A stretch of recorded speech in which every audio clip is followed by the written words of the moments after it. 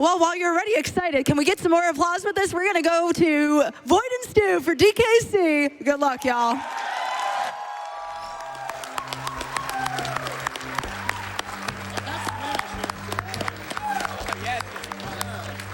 So are we going to wait the 7 minutes for you to, like, hit the death plane here, Stu? Oh, yeah, that does happen We got after a while. time for that, right? What's up, guys? Welcome back to AGDQ 2019. Hope you guys have been enjoying the runs so far. We got a treat for you right now. We have got two of the top runners in Donkey Kong Country 1, any percent all stages, the big boy category. We got V0oid over here on my left. Let's hear it.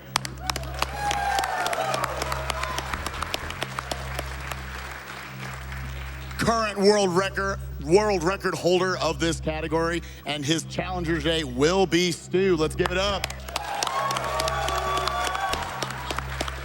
Showing you, got some magic tracks in store for you guys today. I think the bigger thing to root for, we got a frog on the left side right now. It's the right side of your screen. That's our boy Winky. You gotta get the name. Winky, I'm so happy my boy. right now. Nah, dude, he's a frog. And see ya. Come on, no! With that, guys, this game, it goes real fast, so do not blink. With that, we'll introduce us once we get into the run. Let them get set up.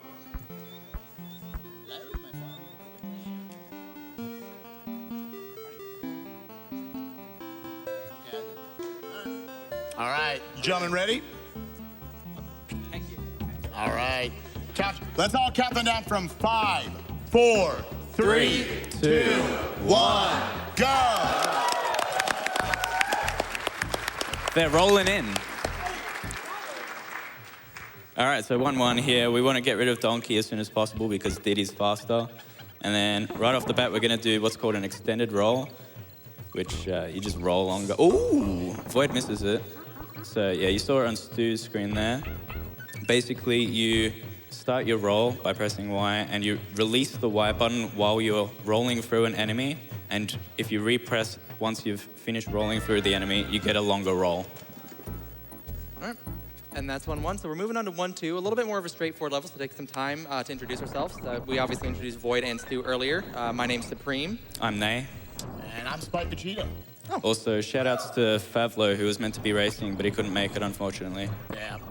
Well, first runner to actually achieve kind of the mythical 31 in this game. Very impressive. So you're seeing both Stu and V0oid take this bonus here, and it's going to, as you see now, shoot them out. Obviously a lot faster than just kind of playing the level normally. And they're just going to kind of wrap up the level with some rope jumps. So kind of just try and release the rope as soon as possible. You know, spend as little bit of time on the ropes as you can. So 1-3 here, you're going to see a little bit more tech. You're going to see some extendos. You're also going to see him kind of roll past this barrel here, which is a little bit more dangerous than it seems. If you do it too early, you grab the barrel. If you do it too late, you run the risk of running right into the snake and dying. We saw Eason actually do that in the relay a few years ago. Came back and stormed in with like another casual 33. And that right there you saw as a crawl space warp. So you kind of get to the middle and you press the jump button and you kind of just zip out to the end of it. That's real nice. It's just a little bit of time save here and there, but every frame counts in this game. And just like that, 1-3 is already over. Yeah, now going into our first water level right here. Again, iconic aquatic ambience coming in. But these are actually some of the levels, they might seem a little mundane. They're actually some of the hardest levels in the entire run to optimize. You're gonna see, kind of look at each of these edges. They're actually pretty indicative of what you see. They kind of curve off. So you wanna make sure that you're cutting the corners as much as you can, not ever bumping into walls and losing momentum. And a big thing, we got our swordfish buddy right here on guard. He is very, very crucial to going fast in these levels. You lose the fish, you're losing. In some levels, it might as well be a death. So, see right there, just cutting that corner, making sure the croctopus goes by. And then we're going to be utilizing his charge ability as much as we can. Obviously knowing the level layout and where to dodge fish in certain places. Also, the charge will have a lot of iframe properties to it, so knowing where you can survive. Next level right here, it's mostly almost like a Super Mario World level. We got a lot of flying over it, but there's actually going to be a big extendo roll, as Nay brought up in 1-1. That's going to allow a much faster strat in the middle in order to easier get to flying over the second half of it. Yeah, basically it just lets you preserve your height so you can roll through more enemies. Yeah, so right here, situation. gonna be releasing Y after the second Kremling there and then repressing it before the third one, and that actually allows you to roll all the way to get into position, get the bounce off that Kremling, and fly over the rest of the level. So good stuff there by the players. Yeah, just a very small gap right here off the 1-1 mistake. Stu with just a few seconds over Void is jockeying for position right now for sure. Going into our first boss fight. Thankfully the boss fights in DKC, they're not terribly complex, but they die in like 12 seconds, so whatever. Actually, 12 seconds might have been giving it too much credit. The only thing you're really looking for is they want to make sure they obviously hit them as soon as they're vulnerable, so at the apex of their jump, they want to land on each of them. So, solid World 1s by both the players. Go ahead and give it up. Well done. All right, coming into 2-1, Winky's Walkway, my favorite level. I love Winky. Shout out to Winky. There's an extender right off the bat here. And a roll here for that bird there. It's difficult to time that one. Now you're just going to see some pretty basic rolling and jumping on these platforms. So that roll through that bird is only possible if you hit the extendo, right? Yeah, that's true. Because if you load it slower, it would be at a different height. All right, going here into Minecart Carnage. It's a very difficult level that they're gonna have to play through. Oh wait, never mind. Obviously a quite infamous level. I believe, am I wrong here? Jumping here actually does save frames for whatever reason. It is still debated to this day. Yeah. Now going in, this is, I think for a lot of runners, this is kind of the first really difficult level to run. There's just a lot of stuff that can get in your way. You're having to deal with all these bee enemies rolling correctly into these pits. And just watching out for some tire rolls that you're gonna be seeing later on. Any deaths here to note would be very costly because the checkpoint barrel right there, obviously not gonna be collecting it. They're gonna be trying to go to skip out on a cycle right here. By doing these jumps into the crawl spaces, they're able to skip past that, save about 3 seconds. That's a lot tighter than it looks. And now we got those tire rolls coming up. You wanna make sure that you never do a roll off of the middle of a tire. You need to do it left or right of center, otherwise it will eat your roll. So it looks like both players executed that very well. Should be getting over the last gap. And out of the level we go. So we are heading into 2-4, Stop and Go Station. Another really difficult level. He's going, nope, never mind. All right, so here we are at the end of Stop and Go Station. We're actually gonna see a little bit here where you're gonna see Stu at the very end roll through one of the guys using Diddy's iframes in his roll, and just like that, it's over. So coming up into the next level, you know, we've seen some extendo rolls. They're really cool. They're fun to pull off. Here's our first, wait, what? Trick of the run. You're gonna see him kind of throw these barrels. He's going to switch to Donkey here, and he's gonna take intentional damage. And watching Donkey go off the screen here, that's very important. Him jumping up there is very important. So what he's gonna do now is he's going to get Donkey back, intentionally take damage, and you're gonna see a super jump, which is storing height from that damage and allowing Donkey to kind of just jump way higher than normal up into the warp barrel. Normally you have to bring a tire back and bounce into that barrel in order to use it. Also seeing some more iframe magic there, just rolling through that big naughty running on the wheel. All right, so here we have our second boss. He's one of the very, very limited instances of kind of randomness in this game. His neck, like where exactly he spawns, very minimal time loss from this. You're not gonna see like Void drastically come back and Necky's nuts. It's not happening. So, you know, pretty standard. You saw a few lower, a few higher. Good work from both players. You know, the big thing there is you want to try and just jump on their head as soon as you can. Yeah, as soon as they release the nut. So right here we got, you might have noticed, oh, they're sticking with Donkey. This is the longest stretch you're ever gonna play as Donkey Kong in this game because of the exclusive barrels. That barrel they just used, this warp barrel, is exclusive to Donkey Kong. Diddy wouldn't see it. They also need to make sure they just get to that point in the level fast enough. Not hard for these players, but something to note. Yeah, that barrel will despawn eventually if you're not fast enough. Now, we got the next level coming up here. It's pretty simple. Again, it's one of the last just levels you straight up skip. But Nay, I want to kick it to you to talk about our first real big trick of the runs coming up. Yeah, so coming up in the next level, Forest Frenzy, we've got a trick called an SJR, which they're going to go for. It's frame perfect. If they're too early, they will die. And if they're too late, they can just continue the level in a super jump. So we'll see. Stu's about to set it up here, the normal super jump. And basically, we're going to combine that with a jump roll, which is frame perfect, and it lets you essentially fly over the level very fast. Stu got it, very nice. Wow. And you'll see that Void was too late. So he's just going to stick with the super jump, which was the strat that we used before the SJR was found. Now, you guys might be sitting there like, oh my gosh, the screen's scrolling so much faster. Void is still saving like over 20 seconds, I want to say. Yeah. This is obviously a lot of people know this. Amazing. Love that roll right into the exit, maintaining all that. It's important to note that you're holding B, actually, while you're going up there. Yeah. As long as you hold B, you are flying up in the air infinitely, so the players have to know when to release to then land at the proper time to get to the end. Otherwise, they'll just stay up in the air forever. You can stay up there for a very long time. Temple Tempest right here, super cool level. Baby route you can go for. A beginner's route is you can go into, as you can see right there, amazing extendo to get to that rope. You can go get Espresso, the ostrich. You'll be seeing a little hurt later in the run, but it's actually a handful of seconds faster to just not go completely without it and let Diddy do all the work here as opposed to going into a side area. So what Stu did right there was called an Omega Extendo roll. If you want to Double extendo, yeah. So you basically just combine two extendos into one. You go very far. Yeah, you gain more momentum as you go through enemies here, up to like, I want to say Up to 6? 4. Up to 4. Up to 4, okay. yeah. And with that, we got another one. Okay, it looks like they're going to go to this level, but they're not actually. What are they doing here, Nate? So here they're going to do map warp, which is kind of a wrong warp you can do on the overworld. So how it works is you'll notice these corners, like where the path pivots. If they, as you see there, if they press a face button on the frame that they're on that corner, they'll be sent to O-Gang, or if it's, depending on which corner you do it on, it could be 1-2. All right, we got Void coming up here as well. Void is going to go and try and match that first try.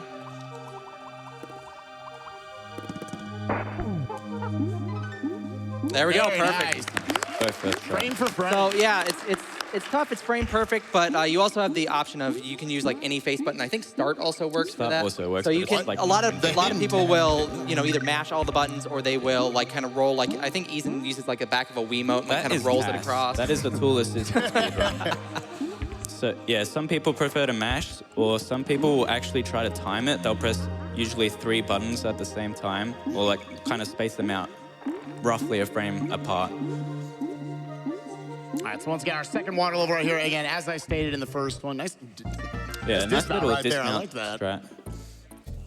But again, on guard, very, very important to these. Nice right here, subtle thing. Normally, they really kind of want you to have Donkey to like push the barrel up into the B. If you grab the barrel with Diddy and then jump up in the air and release it at the apex of your jump, right as its stinger is about to hit you, then you can actually deal damage that way and skip having to use Donkey Kong. So you'll see it there, instead of going under and dismounting, he actually clipped through the clam.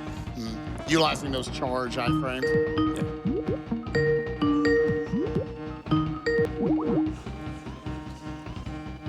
Stu's probably on his last right there. Out of World 3.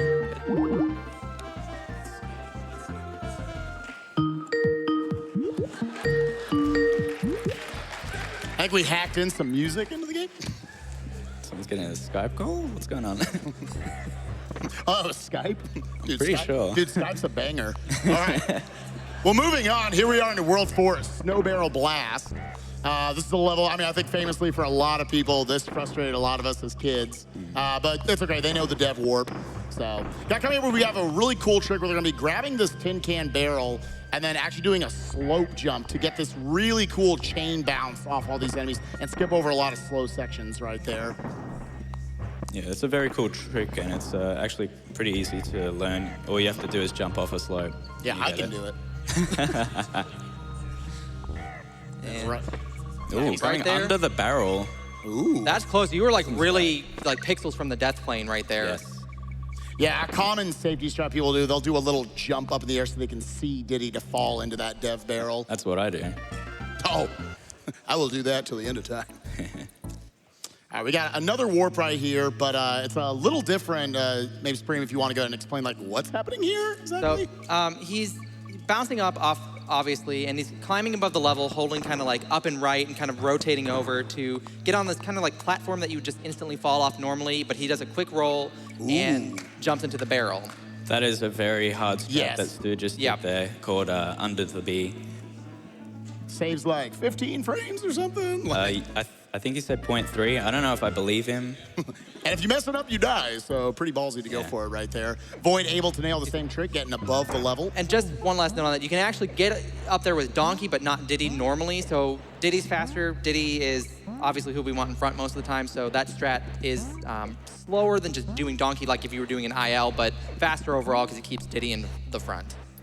Gotta give a shout out to our girl Espresso right here. This is the only level that this bird shows up in the run anymore. And as you can see, you move really, really fast with her. It's really hard. It's awkward to try to go get her back. So you saw him actually float underneath the checkpoint barrel. It's almost better if you somehow lost Espresso or you died to just go back to the start because she saves so much time. It is important to note they want to be on the ground as much as they can because she runs faster than she floats. They're trying to optimize exactly when ending that.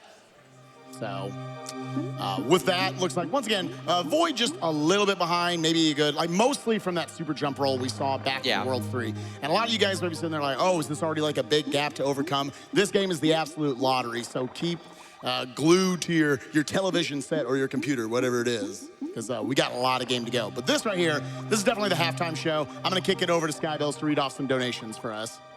Thanks, Spike. You're welcome. We have a $50 donation from Stu's mom. Aw. I'm so proud of Stu, the DKC community, and the work all volunteers do for the cause. Thank you, everyone. Another familiar face from the community here, $25 from Antilles, 58.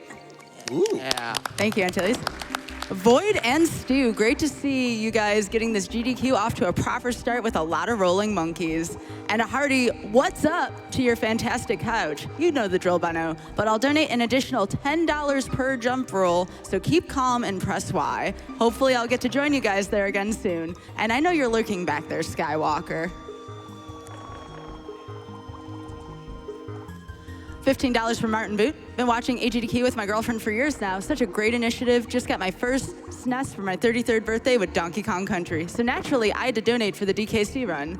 Also, I'm definitely going to borrow some strats from Void and Stu. Best of luck on the run, and let's fight cancer.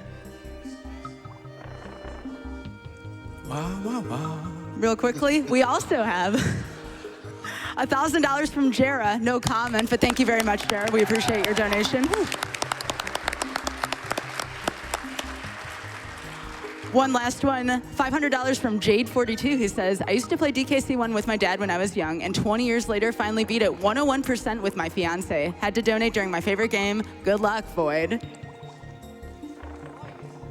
All right, we got Stu coming up here near the end, getting away from the last octopus. Again, this is kind of the only bit of like downtime as a viewer, but even to these players, again, like I said earlier, water levels are really hard to optimize. Like, I would probably lose 10 seconds. It's easy to lose a lot of time. And if you're playing at home, if you ever watch a DKC run, if you're listening at the end, if you hear the piano at all, then you know they've started to lose time. The more piano you hear is kind of a good gauge for how they did through the level. So no piano is really good. A few keys is, you know, solid. You did a good job. And then if you hear more, then you're me. Glad we made fun of you for once. I know, right? So it's got to be on me. Here, nice back boost right here off these large enemies. Diddy can't take them out himself, but he can utilize them for those back boosts. This can actually be a tricky level. There's a lot of tight rolls, tight jumps.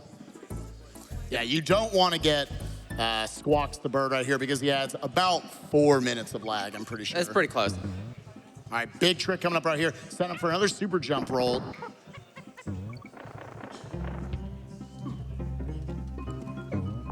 Oh my gosh, the madman. 2 for 2. So this is a really interesting SJR. It's considered one of the most easiest, in my opinion at least. The setup is actually harder than the frame. Legends say it's actually 7 frames.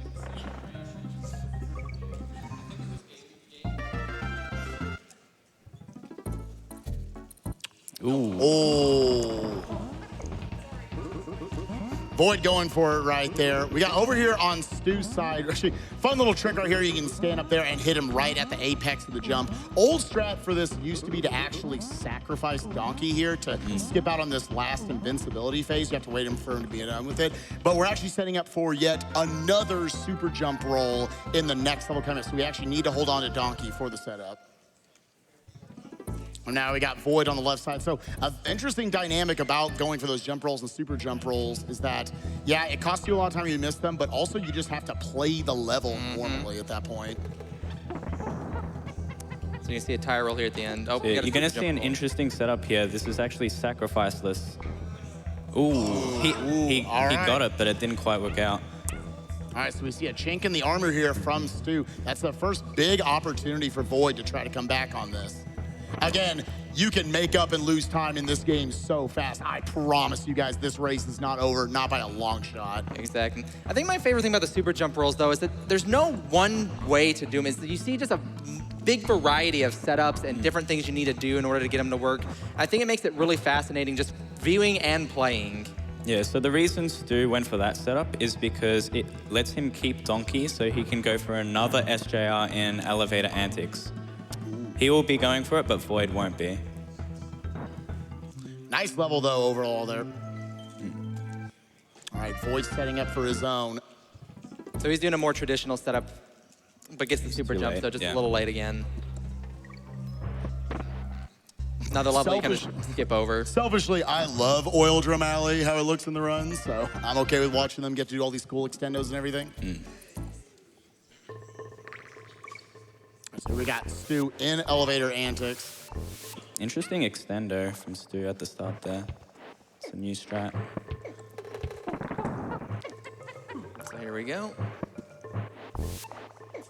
Gets a super jump over So you're going to see him finish the level with a super jump because it's actually faster at that point. I think if you just do a super jump over the level rather than completing it normally, I think it's about 5 seconds. So with the setup in mind, it's just faster to finish it out. Nice ODA there from Void. Nice SJR list. That is not a trivial level whatsoever.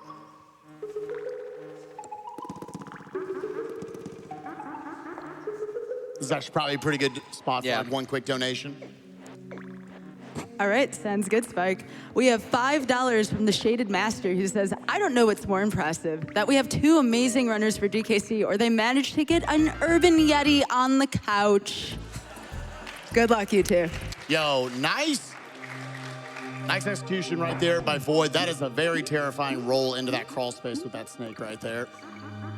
And you're seeing it's going to do again, take the bonus here, just to kind of quickly get to the midpoint. Going to grab it for safety. Got a terrifying level over here on the right side for Stu. Final water level, Poison Pond. Do not lose your fish here. Yeah, there's a trick coming up in Poison Pond called Triple Mincer Clip, and in the practice race that they did before this, he actually failed it twice. So I'm interested to see how he goes. Strat right here on Void's side. 1 mincer, 2, and 3. Very nice. Very nice. So that trick saves about 1 second, loses a billion. So what we saw on Void's side as Stu was doing triple mincer clip was he's doing a little bit of camera manipulation to get the last elevator before that mini necky to spawn where he wants it to, so he can instantly just kind of roll and jump onto it instead of have to wait till the second to last elevator sinks to the bottom where the last elevator normally spawns. So just a little bit of nice time save there. So something interesting coming up on Stu's screen. Very good. Yes. So Stu and I were talking about that. That's a little bit less time save than doing the normal jump roll setup, but if you miss it late, if you miss the normal setup late that saves a little bit more time, you die. That's it. Whereas but there, here, he had a chance to save himself. You go in the minecart if you're too late. And right here, he actually let go of the jump roll right there because here in a little bit, it's actually not going to allow you to do this rolling through the air glitch anymore. So he's going ahead and setting it up from here. He will have to actually like not cheat and play the game for once. So here's a little bit of minecart usage. Void finishing off Poison Pine right there. Little minecart, lots of tire rolls. Yeah, again, go try tire rolls at home. A lot of time, it'll just eat it and you'll just walk right off it. You gotta make sure you are right or left of center. So now we're seeing a little more traditional setup right here for Void. Nope. And that's late, see? That's what happens.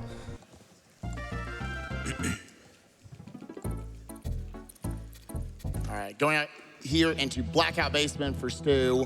One of my favorite levels just to run in general. No SDRs or jump rolls or anything. Every 61 frames, I believe it is, the lights will go on. I don't know why it's not just 60, but the lights will just turn off. So You'll have to obviously have the level memorized. If you mess anything up, how to deal with it. As you saw, skipping that checkpoint right there. So it can be a very terrifying level, but very fun to run. There's a few extenders he'll do to skip the ropes. It's a bit faster.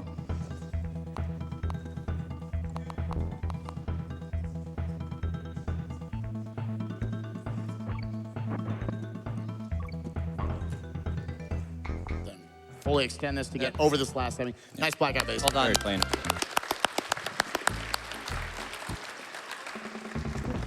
All right, let's count the slap slides. Ooh. Yeah, in terms of optimizing this boss fight, you just want to know when to land on the first enemy to then chain jump up and kill the second one as soon as possible. Yeah, it's not quite as simple in every case of just jumping it immediately. Like this one right here, if he jumps immediately, he's going to get actually bit by the second one. So here we're going to see hopefully see some slap slides. There's Yeah. one, there's two, Three. three. Oh. Some actual utilization Four. of Donkey. Nice. Five, Oh, six. what a monster. Wow. Oh, Well done. very nice. 6, not bad. Pretty good. Pretty good. So that's Let's avoid just the net. frame perfect pressing like the diagonal, like right and left or right and down and left and down and Y at the same time. Now, I like to always describe, I said it earlier in the game, and it is the truth. Worlds 1 through 5 in this game are you jockeying for position. That's the regular season. These are the playoffs right here. This level is the most important level in the run by far. You know, again, we're seeing a little bit of a gap between the players right now. Void's got to finish off the boss. But right here, we got Creme Tut and Bird Tut coming up. Yeah, so they're jump rolls. 2 different jump rolls you can do. Creme Tut, I believe, saves around 50 seconds. Bird Tut's around 40. Yeah. They're both very substantial, and it might decide the run. Of the race, rather. Got Creme Tut coming up right here. Got to jump and get this oil can. Oh, he's actually opting out of Creme Tut. All right. Pretty wise decision, considering he has that lead, because it is the riskier of the 2. He does Oh it. my Very God. nice. See Stu popping off. The man has a reputation as a frame machine, and it is coming out That's today. Oh, I forgot to count Void's slap slides. I'm so sorry. I failed. So what you're seeing here is Stu is actually kind of, you lose a little bit of height every couple of seconds, a little, like a pixel every few seconds, and he's doing that to get past some of these bees here. So when you see him kind of rotating like that, that's what he's doing. He's making sure he's not going to get hit by the bees after hitting this frame perfect trick. Yeah, using just a little bit of a visual cue of when that second naughty falls off right there. Well done. Good stuff. All right, so we'll see. I anticipate Void is going to do Creme Tut to try and close the gap a little bit. And your reward for getting to nail that frame perfect trick is you get to control Rambi. Yay! This guy sucks. He has built-in input delay. But yeah, let's look over at Void's side of the screen. Yeah, he's got the setup going. Eh. A little early. Yeah, so Rambi controls like a tank. He's gonna, you know, be slow. Yeah, he's too late on Bird. Unfortunate. It's how punishing this game can be. You can have some days where you just nail all the frames. Again, Void's got the record of this. He knows how that feels like. And other days that just, you can only be so consistent with frame perfect tricks. Yeah, absolutely. So we saw Stu kind of dump Rambi. You can do a little bit of a more dangerous strat. You can actually jump off the platform into the second minster and use kind of the launch you get from that hit to save a little bit of time, but not a big deal. So we've got another SJR setup coming here. So yeah, this is a slightly different right. SJR. It's It's called not- an SFR, which stands for Super Free Roll. So how it works is you just super jump into the rope, go down the rope, and then just roll off, and you're in the SJR state, basically. This was discovered somewhat recently. I Last think few months. Within the last month or 2, yeah. Yeah, so it kind of basically just takes the frame perfectness out of the trick. Exactly, and yeah, because previously we would use The a super jump snake, I isn't believe. frame perfect, so Yeah, just exactly. just the jump roll portion of it. So being able to do, you know, the roll for free is really nice. Sue's got 2 levels left right here. Coming into Loopy Lights. Sort of obviously a variation on Blackout Basement. Always has to know how to react to these different enemies. Has to have the level obviously very well memorized as you would in any speed run, but to make sure you can handle how high they jump. They're Michael Jordan right now. We got Void here on the right side of your screen coming in, having to control Rambi as well. Ooh. That beaver can be a real pain. Yeah. He's, you know, if you don't hit him at the right, kind of at the right spot, you end up kind of just walking into the wall like that. Again, Rambi designed to have input delay, so they have to be able to work around that. They want to hold Rambi for a while because he is good for dealing with a lot of these different enemies, and we'll be using him for something very important coming up. We glossed over it on Stu's side. Yeah, we'll see if Stu just dumped him. There's Void doing the damage boost strat I was mentioning. And then just opting for some back boosting and then rolls through these naughties right here. All right, Stu coming into realistically the final real level in the run. It's a very, very challenging platform. Arguably the hardest level in the game. Absolutely. That also has another jump roll. It's the final frame Yeah. perfect trick of this run. Just, ooh. Ooh. All right, Void getting his super jump and getting his S3 There we go. art. Very good. Yeah, even though it's an SFR, there is a little bit of difficulty to it. When you're rolling, if you bonk on that wall, you'll lose all your speed, and it's better to just jump out. All right, so Stu, too late on the frame there. So he's gonna have to play out the rest of the stage. The second half is like very difficult. It's very fun to watch as well, though, in my opinion, Oh, yeah. knowing how to deal with all these different enemies and work around like enemies that Diddy can't take care of himself. Yeah. Yeah, lots Not of trying to stay on these platforms too long. lots of really tight rolls. You saw him do an extendo there where he kind of had to delay and make sure the naughty was kind of spawned in the right way. So lots of Ooh. He was going for a trick called dumb jump there. I can see why it's called that. At least got that checkpoint right there, so starting to give that window of opportunity. You never know, anything could happen. Well, you said it yourself. This is the most difficult level in the run. Yeah, taking the safer route there, very wise. Don't know why he didn't do that to begin with. I think he's calling All right, he better get the. No, he didn't even go for the gold barrel. That's not gonna appease the donkey gods right there. My boy Void's gonna go for it, don't worry. No, he's gonna hit the jump roll, so he's not gonna have a chance to. Oh, that's true. Good point. All right, we got Void going into platform perils himself.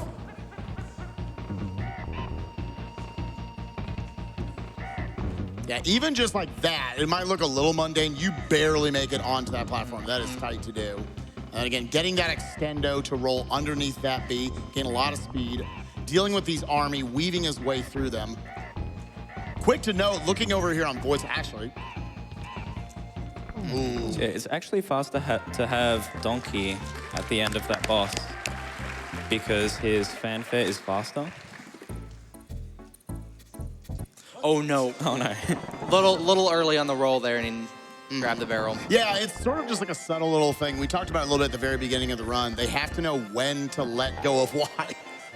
That is Diddy is magnetic to that DK barrel. Right, he wants to save his buddy. Void stopped. I need a Void come on in the chat if you're out there. Come on.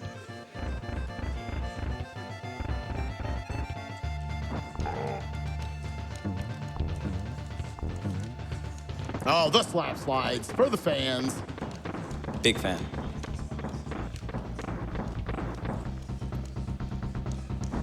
All right, over on Void's side of the screen. That's There what we it like is. to see. Thank you. The golden barrel. I got a golden barrel. Apparently that's technically slower to do, but Who cares? not that slow. You have to give up. You have to do it.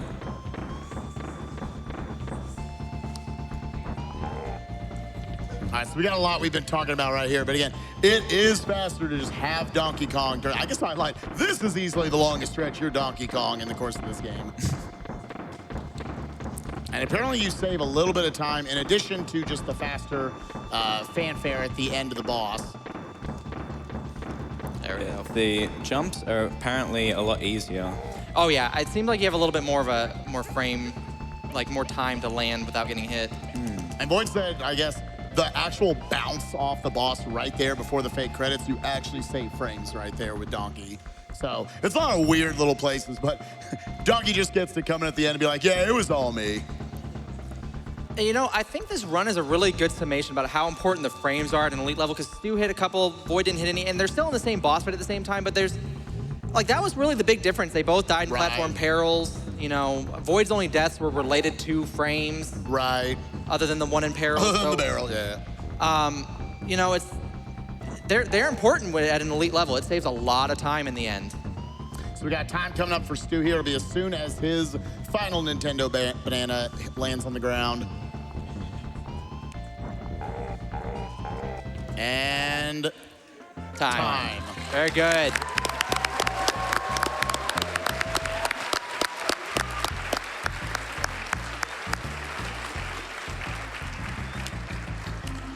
So Void coming up on his very real credits as well right now. Sky, if you got a couple more donations you maybe want to read as we're going through this boss. All right, sounds good, and I think this is appropriate right now. $20 from Vixie that says, Void rolling in. Good luck, and much love to all from the snoozer cord. $5 from Maddie88. This donation goes out to Stu. Hey, Stu, it's Maddie. Just wanted to say you are my favorite speedrunner out there, and your runs are always fun to watch. Good luck today, and if you don't get world record, you can switch games to Inspector Gadget.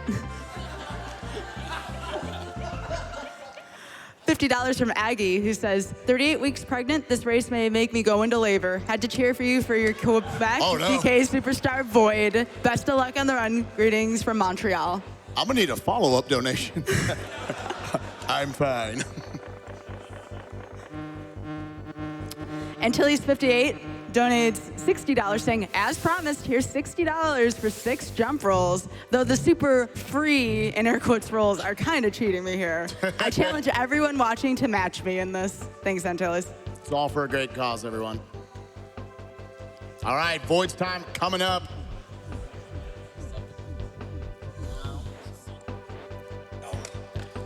Time.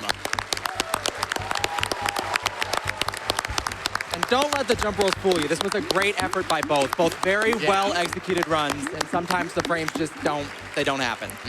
33-32 by Stu and 35-02 by Void.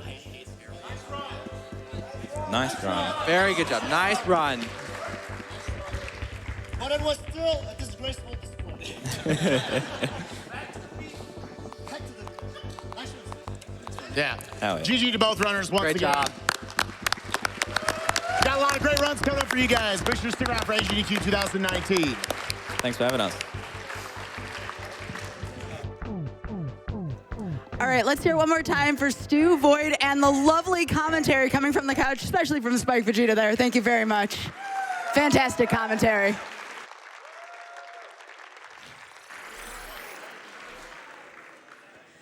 $20 from Mythos Fall. I've always had a ton of respect for games done quick, so donating during one of my favorite games, Donkey Kong Country, just felt right.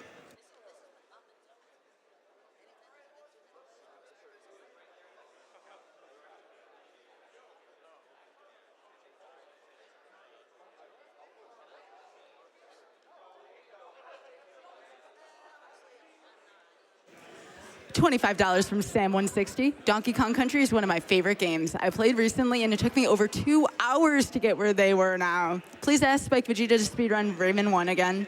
And give a shout out to my friend Chris. You're the man.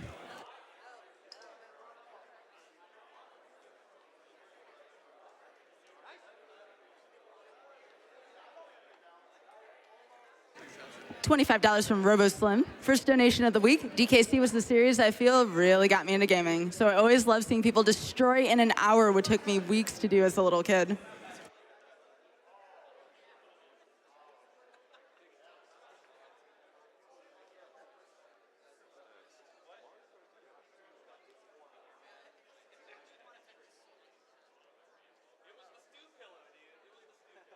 $100 from Kazura. I discovered GDQ speedruns earlier this year, and I'm excited to help donate this year. Loving those super rolls in DKC and looking forward to background, watching the speedrunners' mad skills throughout the week. Save the frames.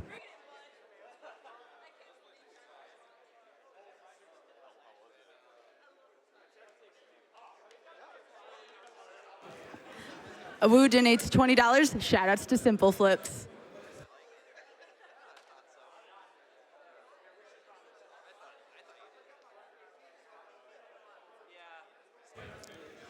$200 from Dom Solo. Watching GDQ always makes my days better. Thanks to all the runners and staff who put on such an amazing event.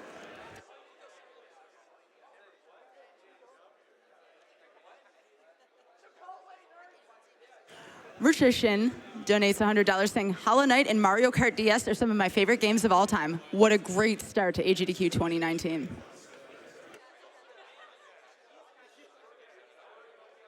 Quick incentive update for the Serious Sam secret levels. We are currently $3,810 out of $7,500, and that's only coming up in about a run or so. So if you do want to see the secret levels within Serious Sam, please, please, please get those donations in.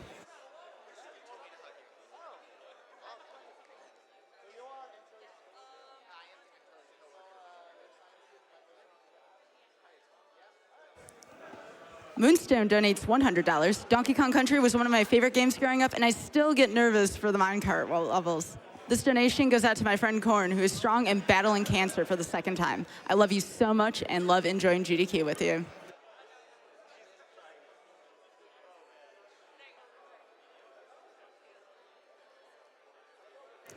Anonymous donates $250. Thanks for doing this awesome event.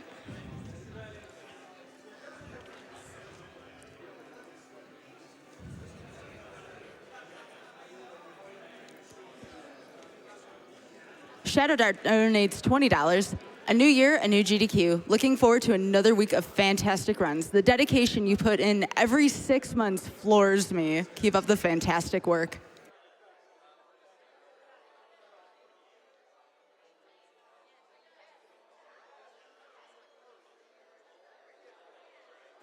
Anuja donates $10. Hey, first time catching GDQ live. Love the run so far and cannot wait for Mario Kart DS.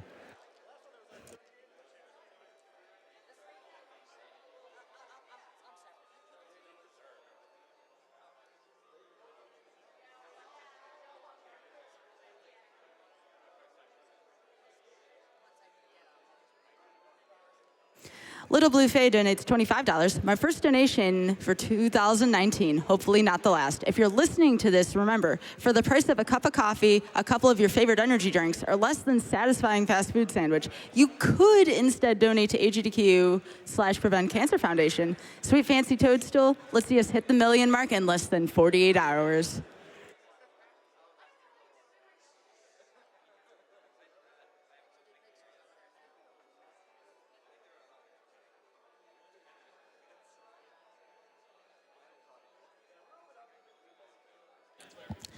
Mr. Popo donates $20. AGDQ time again. Donation for the Serious Sam secret levels.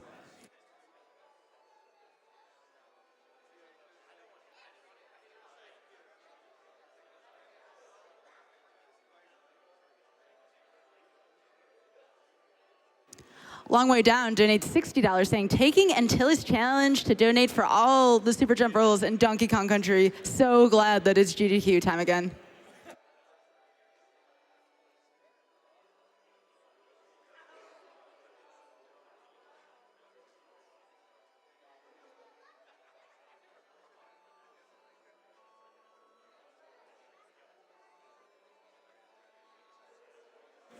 C Average donates $20. Lost someone very close to me this year to cancer, so I'm glad to help any way I can.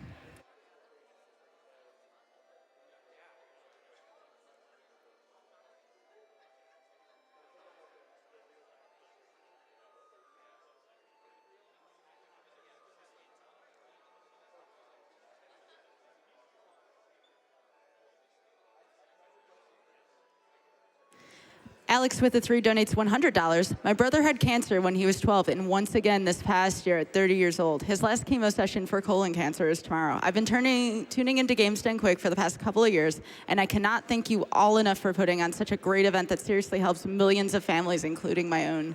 Thank you.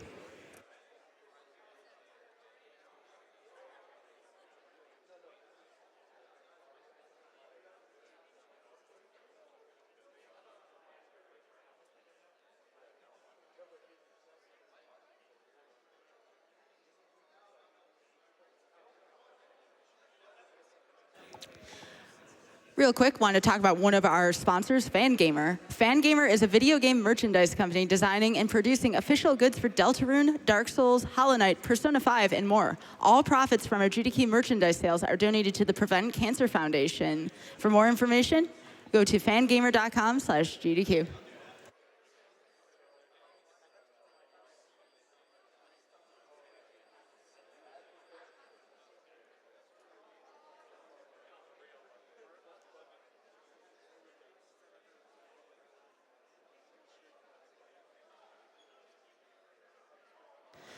Pariah donates $25 saying, cannot wait for the Octo expansion run. Tones is going to blow us away. Here's to showing Agent 3 who's boss. I see what you did there.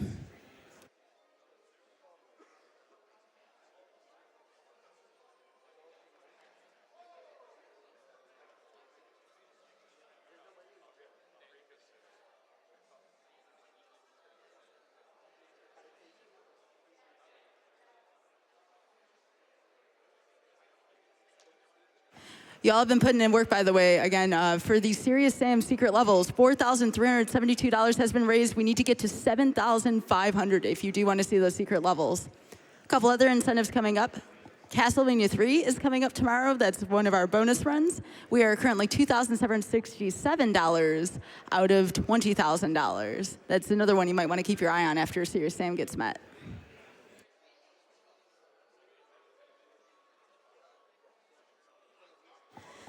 Knife Storm donates $250. Let's get those secret levels going.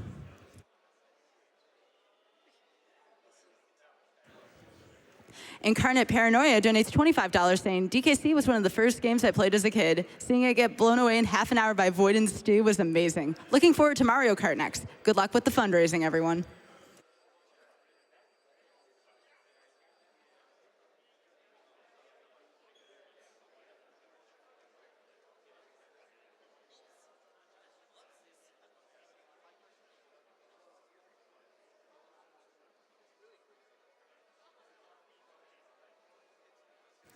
Haley donates $5 saying, I love watching AGDQ every year and I'm finally able to donate to this great cause. Thank you so much to all the people who are involved.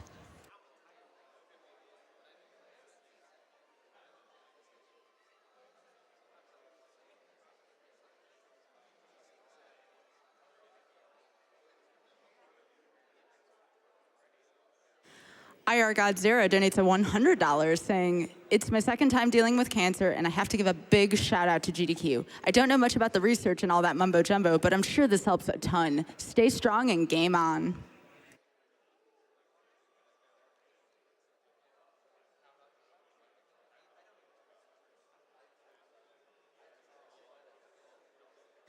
Captain Jandor donates $50 saying, it's the best week of the year. Save the animals, they're cuddlier than friends.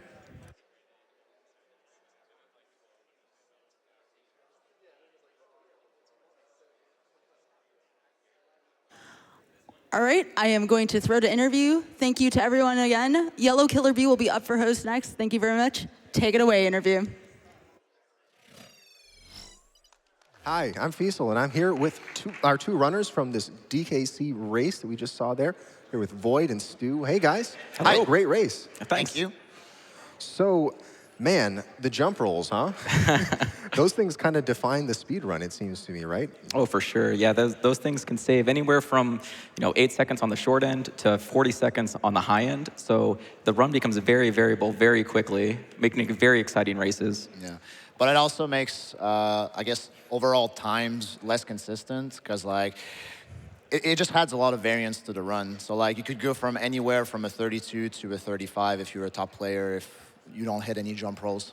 Right, so for a race like this, I mean, you don't even know what to expect when... You don't know what to expect, Yeah. but it's also what makes it exciting. Exactly.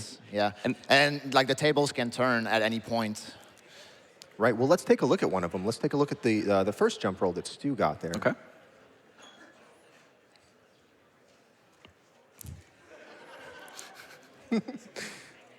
All right, so here we go. To see you set it up.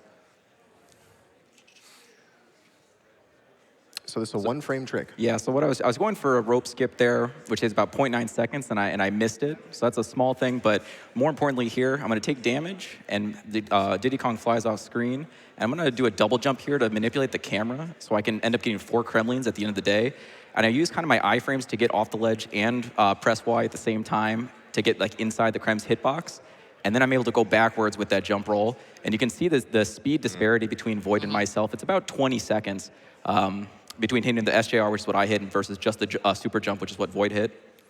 So how consistent would you say you two are at each individual one of those tricks? I think for that one we just saw, Force Frenzy, is what people probably best attribute to me, is that my success on that one, claiming like 90% consistency. I probably am like 75%. But I think with most jump rolls, my average probably about 50%. With a lot of practice, you can get pretty good. On good days, you can turn pretty much every jump roll into a coin flip. Yeah. Yeah. But this one is like, so when I do attempts, I usually reset over that one. So because the time save is just too huge at the beginning of the run. Mm-hmm.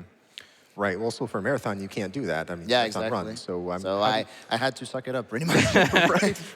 I mean, so what does that do to you? Missing that first one. I mean, what does that do to your confidence to the other jump rolls that you're going to? Yeah. So like, there are 2 ways of missing that trick in particular, Force Frenzy SJR. So if you're too early, that's a much bigger deal than if you're too late. That time I was too late, so I was still able to option select into the super jump. So I didn't lose as much time as I could have. Had I went too early, I would have needed to kill myself and try the stage again.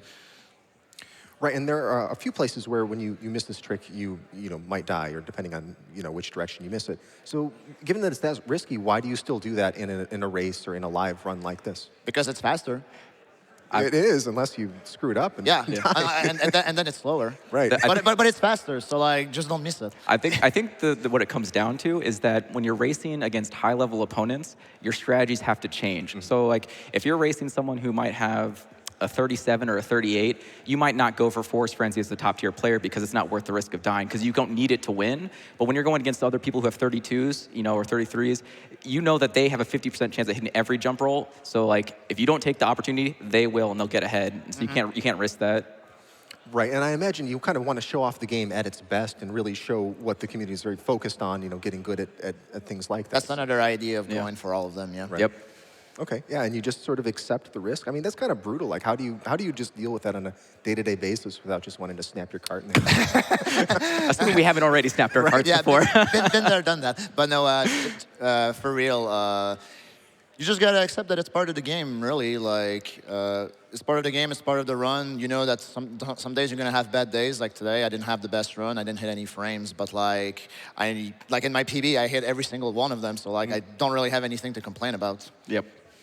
All right, well, let's talk about what you guys got you into speedrunning and like what you do in more broad sense. So, Stu, what got you started in speedrunning? What were you doing? So I just remember that I was looking for stuff to watch online, and I happened upon Twitch, and I do play like League of Legends and stuff like that. So at first I kind of watched some of that. But that didn't really hold my interest as much. I somehow stumbled upon the speedrunning side though, and I was like, man, this is exciting. Getting to watch all of my old favorite games just get destroyed, and they did it so fluidly. It was like art, to be honest. And I remember I was watching this guy Void play DKC2, Darbian playing Super Mario Bros. 1, and Lack Attack doing SMRPG. So all those guys really got me excited to try my hand at this. And I liked DKC just because it was all strict platforming, so there was no RNG, and it was a good sized length, so it wasn't like, it didn't need to be like robotic. So that's kind of what got me into it. And then the encouragement from the community, they've just been absolutely phenomenal. Shouts to everyone in the Donkey community who came out to support today, man. They're just the best people out there. They're rolling in. Rolling in. All right, well, speaking of the community, Void, you've been around the speedrun scene for a while. So what's it like seeing a guy who was watching you now competing up with you on the stage? I think it's great because it just goes to show that you can do anything you want if you put the effort and time into it. So like, Stu started from the bottom, just like me, and now he's here on stage, just like me.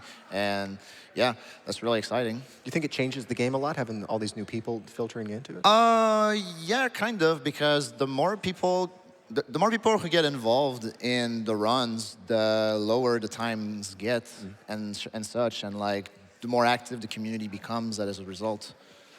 So how did you get your start in speedrunning, and when was that? That was in I want to say late 2012 or early 2013. I was just learning about Twitch, and I stumbled upon Siglemic's SM64 runs when he was doing his crazy month of August, when he was doing like 12 hours of attempts every single day. And that's what got me started, but like I didn't really pay much attention to that. Like back then, I was mostly a Magic the Gathering player. I was playing a lot, and I play less nowadays because I mostly speedrun. But yeah, back then I stumbled into Siglemic's stream, and then later on, early 2013, I stumbled upon Peachy's stream looking for Donkey Kong Country runs, actually. Back then, his Twitch name was New Age Retro Hippie, but he was actually the first Donkey runner I started watching. And afterwards, I was like, this looks fun, let me try it out. So busted out the emulator, busted out the USB PlayStation controller. Oh, wow. I went in with some uncensored runs, let's just say that. Wow, who wants to speedrun on a PlayStation controller? Not me, but I didn't have a choice. All right. Well, so what was the speedrun like back then in 2013? So back then, there were no super jump rolls. We would only be doing a few jump rolls. Berta, which Stu got, and there's one in Platform Perils, which none of us got. But yeah, that was about it. You could still do the air roll glitch in Minecart Madness, and you could. I don't remember if you could do map warp. I know map warp was banned at some point, but it got unbanned. But yeah, some people are not okay with map warp being unbanned, but we'll just say that. Shouts to Claude. Well, I'm sure it's been interesting to see the run change so much over that time. Probably a little more frustrating now that these new tricks are added. I can imagine what this must have been like before. It's funny because like back then we were complaining and the run only had 3 jump rolls in them. Now it has 8. Yeah. So like we really didn't knew back then like how lucky we were of like the run being not as the run didn't have as much variance as it now does, but it is what it is. Like I said, like the more people came into the community, the more tricks get discovered, and so on and so forth, and that's how SJRs ended up happening. Now, you both run all 3 of the DKC trilogy, right? And you started out in 100% and doing the 101, 2, and 3%. I was 100% main. I really liked the completionist side of things. So that's where I got my start. It was only from the urging of my community where they're like, when are you going to run any percent? When are you going to run any percent? That's what actually finally, made me pull the trigger and be like, okay, we'll try this out. But loved 103%. All right, so of the 3 games, which one do you like best? I have a very special place in my heart for 103% in particular. It was my first ever speed run. When I was a kid, like I said, I was a completionist, and I could never find the last banana bird. That was the one thing that always stumped me. I got 101%, I got 102%, but I just couldn't get DKC3's 103%. So I was like, you know what? We're going to go into Donkey, and we're going to beat this so that I can get redemption for my child self. Oh, nice. So I love that run. It's so fun. All right, what about you? Of the 3 games, what do you like best? The 3 games, I like Donkey 2 by far, but it's a tough call between any percent and 102. I want to say any percent because the length really makes it accessible, and the tricks are really cool to see and watch. 102 is a lot more movement intensive, but overall, any percent maybe gets a slight edge. What have you spent the most time with of all the games and categories? DKC 2. 2, okay. Yeah, again, probably any percent. It's funny because like the better you get at 80% and the better you also get at 102%, the movement transfers. You only have to adapt a couple strats and whatnot. So like Stu said, he started with 103, and because he started with 103, he already like was pretty good at any percent when he picked up DKC3 any percent. So if you're going to go home and grind any of your PBs in any of the categories of any of the games, what's it going to be next? Next is 102%. Bring it back to Canada. Nice. Right. Nice. Okay, cool. So what else do you play outside of DKC games? I speedrun Yoshi's Island, Super Mario RPG, and a few Mega Man games, but my main focus is definitely the Donkey Kong Country trilogy. What do you think we'd see from you, from GDQ, from any of those games besides DKC, or nothing? That's actually something like I've been thinking about for a long time, like trying to find a game I would actually put as much time as I did into DKC and try to bring it on the big stage, but I haven't settled on something yet. I don't know. Like, I have good times in Yoshi's Island and Super Mario RPG, but there are better people than me, so I feel like they are better suited to showcase the runs and whatnot. Okay, well, unless you really buckled down and went for one of them, I mean, you could. I could. We'll see. And we'll see. We Yeah, may just stay in yeah. the donkey realm for now. Huh? Yeah, well, I mean, it is my realm after all. Yeah, right. All right, Stu, so what other games do you work on besides DKC? So for speedrunning, I do, like I said, all the Donkey Kong Country series for the SNES. I also do, starting in 2018, I started doing a lot of Mario stuff. So I picked up Super Mario World, 96 exit. I picked up Super Mario Brothers 1, all warpless. I picked up Super Mario Brothers 2, the USA version, all levels. I'm in the process of learning SMB3, 100%. I got up to World, I'm done learning World 5, so I got a few more worlds left there. And then I do have the intention of learning the Lost Levels, so that way I can do the whole All-Stars cart back to back. I really like just like the trilogy and Donkey, I really like that idea of just doing all the Mario games. Yeah, of it. exactly. And now you do a lot of other competitive stuff outside of speedrunning too, right? Yeah, so I have a long history of like the competitive nature. So did a lot of like racquetball and tennis and stuff like that. The racket sports when I was back in college. I did a lot of DDR back in high school. And then that translated over to Guitar Hero, which I was able to do a tournament at my college as well, which is really fun. I do League of Legends right now on the side. So I got a team that we're in the Platinum division. So it's not like super high, but not super low either. We do pretty well. It's fun. So I like anything where I can show that I can work hard and prove that I can accomplish something. The payoff is always awesome. I love that. That's cool. Well, it's nice to see those skills sort of feed into speedrunning and sort of fuel that same competitiveness. Oh, for sure. They give you that structure that let's make a goal, let's do the practice, let's get there. Because whether you like it or not, like it transfers over, right? Like for me, like I play competitive Magic the Gathering, and not so much anymore, but like I used to a lot, and like it's the same. Like you gotta adapt and learn, and eventually, like you get to the level of the people you were looking up to, and it's really what makes it exciting. Yeah, definitely. I experienced the same thing. Well, we have a couple of Twitter questions, and it looks like all of them are addressed to Void. You're the darling of Twitter here. Well, this guy doesn't have a Twitter. I might not have Twitter. Okay. All right, well, there you go. Well, in that case, either of you can answer these questions. First question we have here, Void or Stu, what is your favorite trick in the game and why? In DKC1? Yeah, DKC1. Kremtut, because it always saves the run. True. I'm a fan of the extendo. It's a simple mechanic, but it makes the run feel so fluid. That's a good answer, actually. I like it. You can change your answer. It's not too late. No. Okay, Kremtut will save the run. Kremtut will save the run. Okay. All right, this one's kind of controversial. I'm not even sure if we can read this on the air, but I guess we'll take a chance here. So who is the best Kong? Definitely not Kitty. Oh, come on, Definitely dude. not Kitty. Kitty's so good. Shout out to my boy. I would say either Diddy or Funky. Funky has a lot of swag going for him, but Diddy has the slick movement. So probably gonna go with Kitty. Not Kitty. Diddy. Freudian Slip that. Yeah, Freudian slip. Yeah. I would say Diddy is the best Kong, but I will say Kitty is a very close second, closer than people would like to admit. He is a darling. He wears a onesie. He can water bounce. What more do you need out of a Kong? At least you didn't say lanky. Ooh, we don't talk about DK64. We don't talk about DK. Yeah, that's not a thing. All right, well, that happened. So let's look at the next question here. All right, this is oh man. What is the most frustrating way to die in a DKC run? I feel like this is kind of a bad question to ask. When you die to Kremtut because it didn't save the run. Right. That's exactly what I was going to say. So I'm gonna change my answer then. The worst way to die in a DKC1 run is when you are on PB pace and you are in loopy lights at the very end, and you get blasted by a barrel by the last Mankey Kong, which has happened to me. It is just so soul crushing. Stu has a long history with loopy lights.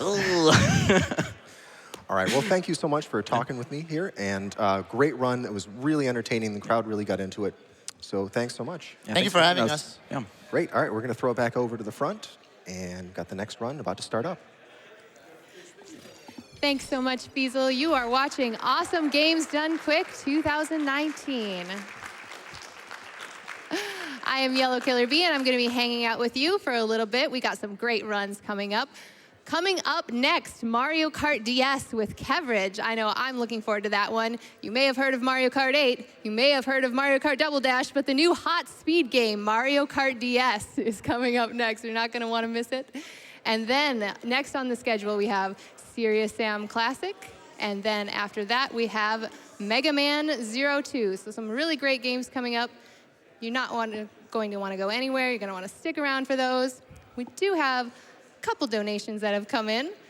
We have $15 from Kazuma Taichi, who says, thanks to both Stu and Void for doing such a great job finishing my first video game in sub-estimate time.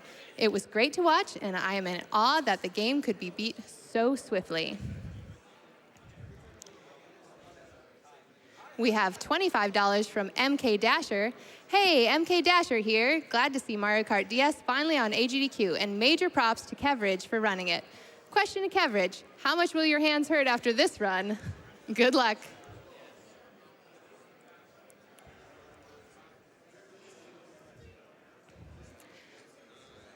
We have $10 from Emertzi.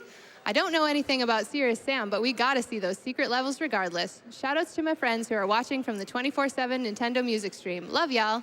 Good luck to all the runners. Mario Kart hype!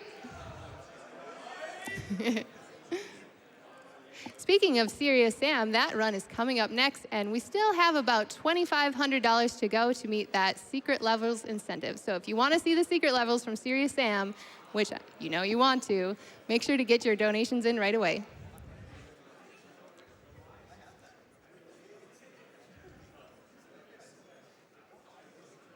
We have $5 from Maxwell Kepler. Looking forward to the Mario Kart DS run. This was my childhood Mario Kart game. Good luck.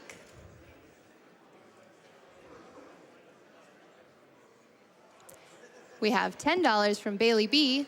Mario Kart DS was my very first video game ever, and this is my very first donation ever. I always tried to beat each course as fast as possible, so I can't wait for Kevridge to show me how it's done. Super excited for this. Good luck, runners. Let's leave cancer in the dust. Thanks so much, Bailey.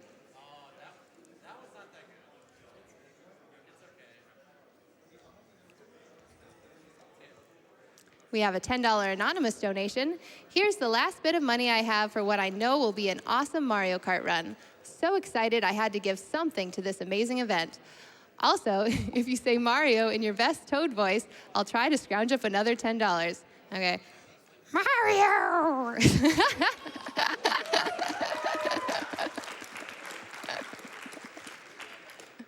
I'm expecting that $10.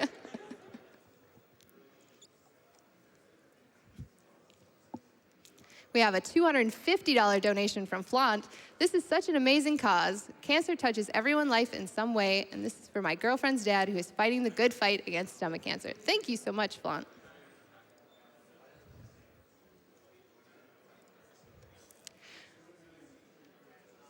So we also have some great prizes that are going to be coming to an end at the end of Mario Kart DS. We have Hollow Knight plushies, we have a Hollow Knight print, we have some Kirby swag, we've got some Mario and Rabbids stuff.